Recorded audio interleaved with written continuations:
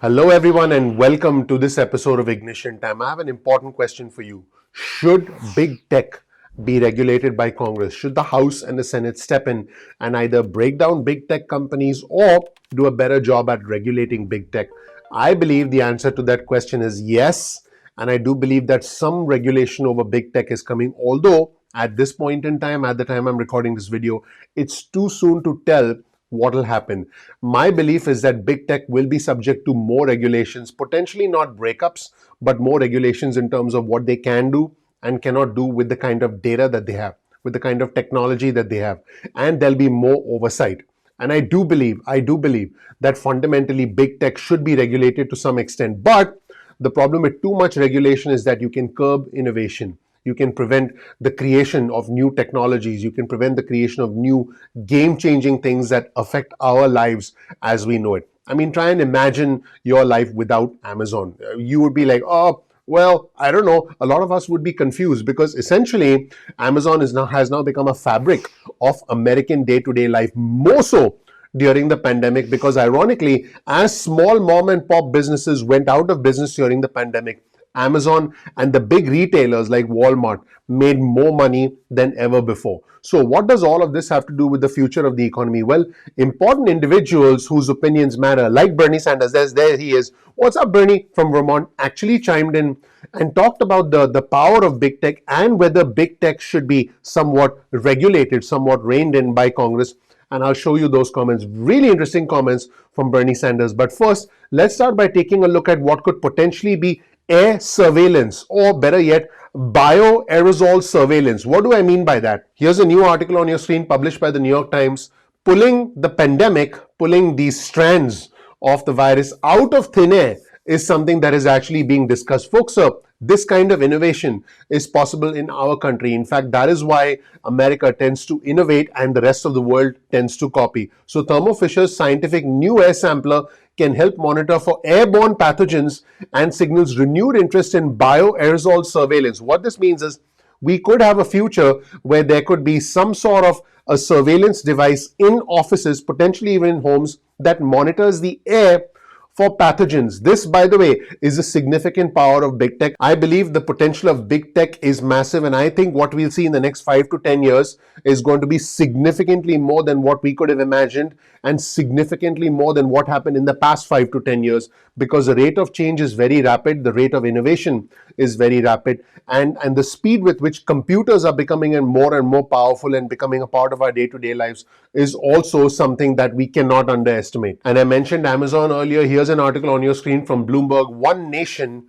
under Amazon. Boy, what a headline. One nation under Amazon. In his new book, Fulfillment, the investigative journalist Alec McGillis, he essentially talks about the growth of Amazon and the unbelievable global seismic economic impact that Amazon has had on US cities. I would go so far as to say in cities across the world, because Amazon has indeed in many ways taken over the world.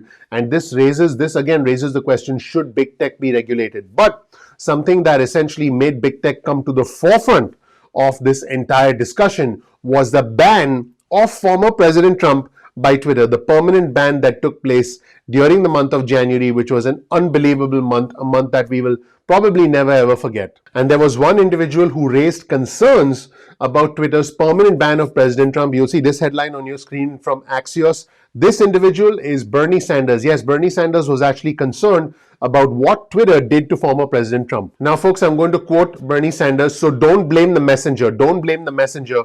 Sanders said some not very flattering things about former President Trump. This is what Sanders said. He said Trump is a racist, a sexist, a homophobe, a xenophobe, a pathological liar, an authoritarian, somebody who doesn't believe in the rule of law. Don't blame the messenger. Those are Bernie Sanders' words. But he also said, if you're asking me, do I feel particularly comfortable that the then president of the United States, could not express his views on Twitter?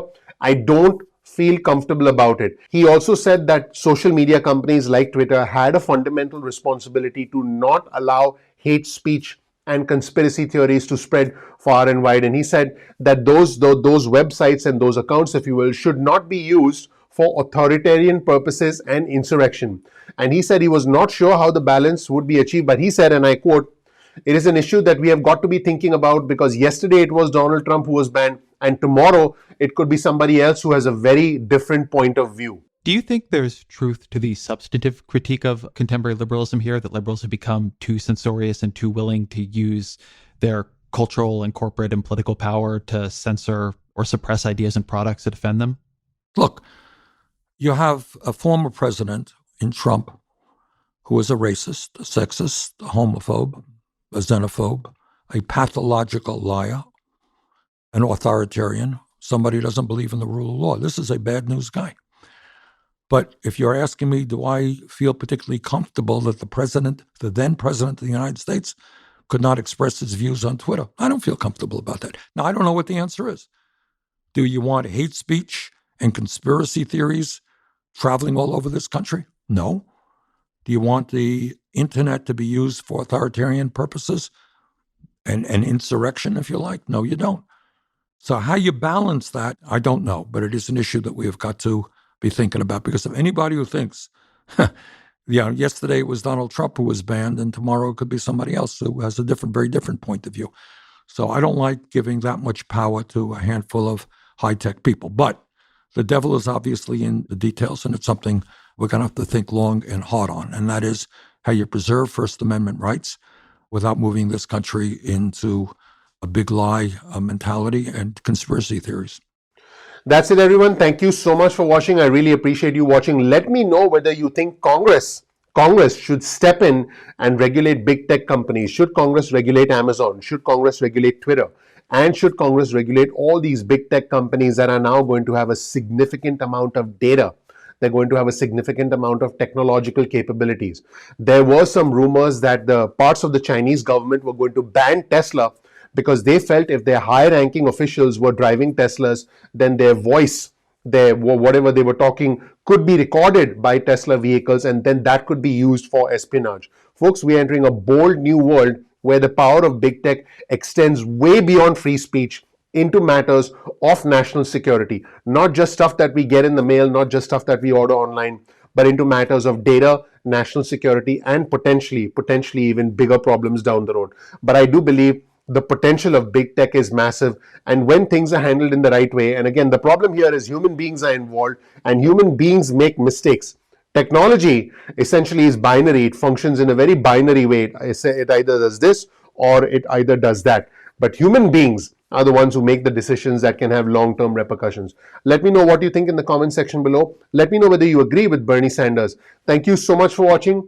I appreciate you. Please click the like button. Please subscribe. Please enable notifications. I would really appreciate that. Thank you so much for watching. I'm looking forward to seeing you in the next episode of Ignition Time. Take care. Bye.